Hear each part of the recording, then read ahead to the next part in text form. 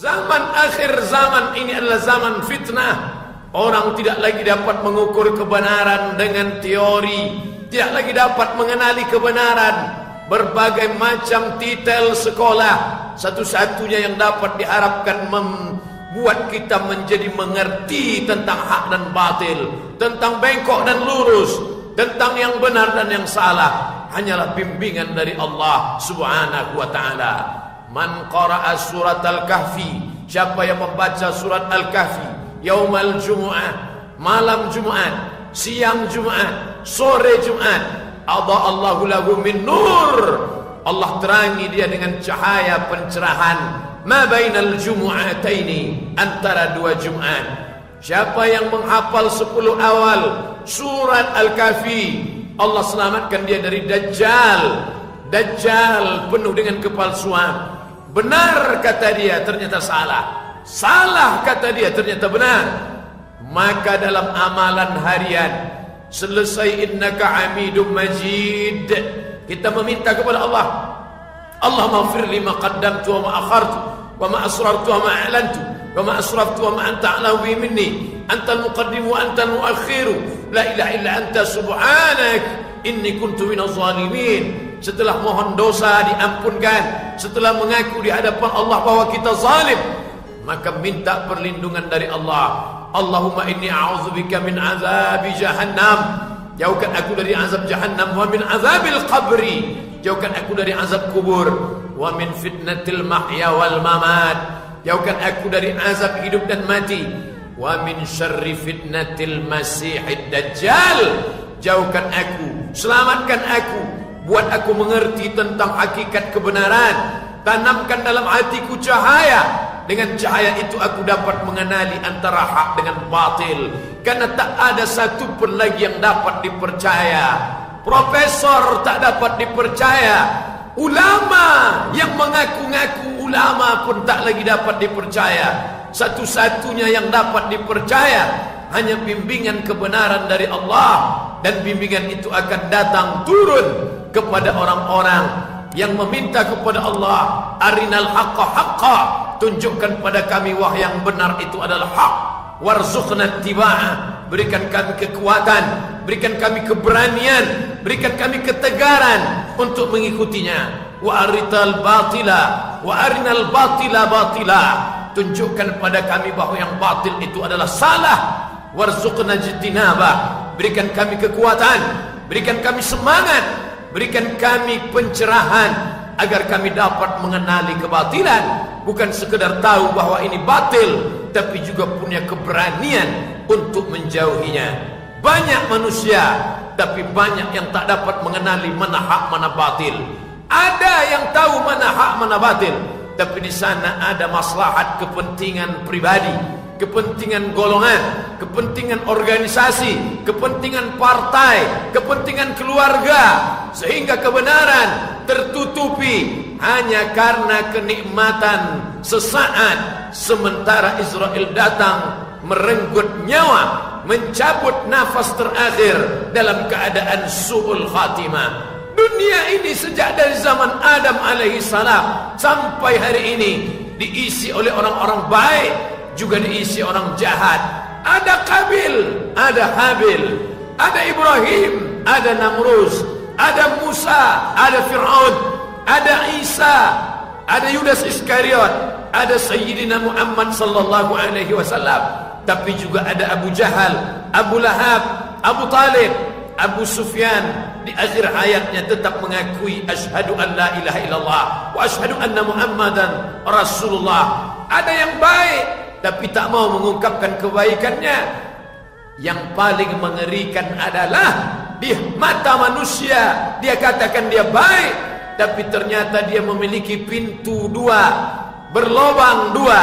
Di saat yang sama dia masuk, di saat yang sama cakapnya keluar. Orang seperti ini diletakkan di dalam kerak neraka.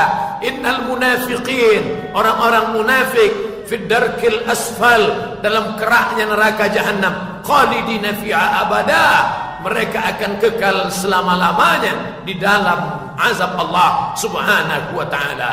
Oleh sebab itu, ketika sampai siang ini kita masih dilembutkan Allah hati, dengan hati yang lembut, ringan kaki melangkah ke rumah Allah, ringan mengayunkan tangan, bersedekah, mengusap kepala anak yatim. Tapi jangan lupa bahwa ibadah bukan itu saja. Ibadah yang paling besar di antara yang besar, ketika Imam Ahmad bin Hanbal berkata, kata-kata ini dinukil oleh Syekh Yusuf Al-Qaradawi dalam As-Siyasah Asy-Syar'iyyah, ketika engkau tahu doamu makbul dan doa itu cuma satu saja, ketika kau tahu bahwa doamu dikabulkan Allah dan kau tahu doa itu tidak banyak dan dia hanya satu saja, engkau tidak akan meminta memiliki istri yang salihah, engkau tak akan minta punya anak yang saleh karena doamu cuma satu, tapi kau akan minta, Allahumma rzuqna imaman adila, berikan kami pemimpin yang adil. Karena punya istri yang cantik dan salihah, hanya dia saja yang dapat merasakan kesalehannya. Mempunyai seorang anak yang baik, hanya dia saja yang merasakan kebaikannya. Tapi ketika kita mendapatkan pemimpin yang saleh, kesalehannya akan dirasakan oleh setiap nyawa yang ada di bawah kekuasaannya. Dari mulai serangga sampai batang pokok kayu, dia tidak akan menyakiti serangga, karena dalam agamanya dikatakan, la yabulanna ahadukum fil juhri, jangan kalian buang air kecil di lubang tanah. Hadis riwayat An-Nasa'i. Pemimpin Islam tidak akan merusak sarang binatang seekor serangga. Pemimpin Islam tidak akan mengganggu anai-anai di lubang tanah. Kenapa? Karena agamanya mengajarkan keselamatan. Man qata'a sidratan, siapa yang memotong sebatang pokok kayu, sawwaballahu ra'sahu finnar, disungkurkan Allah Ta'ala kepalanya ke dalam neraka Jahannam. Sulaiman yang gagah perkasa menahan bala tentaranya, jangan kalian langkahkan kaki. Stop, berhenti, jangan melangkah. Pasukan Sulaiman terdiam, mereka diam sejenak, mereka tidak tahu apa yang terjadi. Tapi Al-Quran bercerita, Sulaiman menahan pasukannya karena dia mendengar suara yang halus. Suara itu berkata, ya ayyuhan namlu dukhulu masakinakum, hai pasukan semut, masuklah kalian ke dalam sarang-sarang kalian, jaga anak-anak kalian, jangan sampai kalian terinjak oleh bala pasukan Sulaiman alaihi salam. Begitulah kekuasaan Islam. Kalau dia berkuasa, tidak ada rumah semut yang rusak, tidak ada pokok kayu yang patah, tidak ada ranting yang gugur. Kenapa? Karena semua dia jaga. Dia takut dia akan dituntut di hadapan Allah Subhanahu wa ta'ala. Tapi hari ini mata kita menyaksikan, telinga kita mendengar suara pekikan teriakan orang-orang susah yang dianiaya dengan kekuasaan. Segenggam kekuasaan yang dititipkan Allah bukan dipakai untuk menolong agama Allah, bukan dipakai untuk menolong hamba Allah, bukan dipakai untuk menegakkan kebenaran yang ditumbangkan oleh musuh Allah. Oleh sebab itu, orang beriman, dia tidak hanya memikirkan yang penting saya sudah salat, yang penting saya sudah bayar zakat, yang penting saya sudah santuni anak yatim.